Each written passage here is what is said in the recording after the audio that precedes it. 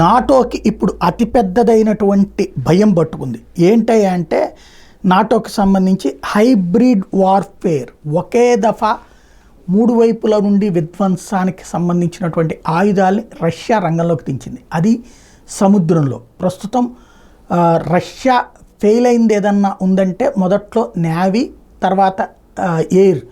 ఈ రెండిట్లో కూడా ఉక్రెయిన్కి అమెరికా, యూరోప్ దేశాలు ఇచ్చినటువంటి ఆయుధాల కారణంగా మొదట్లో ఉక్రెయిన్ ఆధిపత్యం సాధించింది. రష్యాకు సంబంధించిన యుద్ధ నౌకల్ని ధ్వంసం చేసింది, విమానవాహక యుద్ధ నౌకల్ని, అత్యంత మేజర్ యుద్ధ నౌకల్ని ధ్వంసం చేయగలిగింది, అట్లాగే యుద్ధ విమానాల్ని కోల్చగలిగింది. అందుకని ఆ రెండింటిని పక్కన పెట్టి కాల్బలం అంటే పదాతి దళం ద్వారానే పెద్ద ఎత్తున యుద్ధం చేసింది రష్యా. ఏదైతే మన మిస్సైల్స్, రాకెట్ లాంచర్స్ ఇవన్నిటితో పాటుగా సైన్యాన్ని మూవ్ చేస్తూ శతఘ్నులతో అటాక్ చేసుకుంటూ వచ్చింది.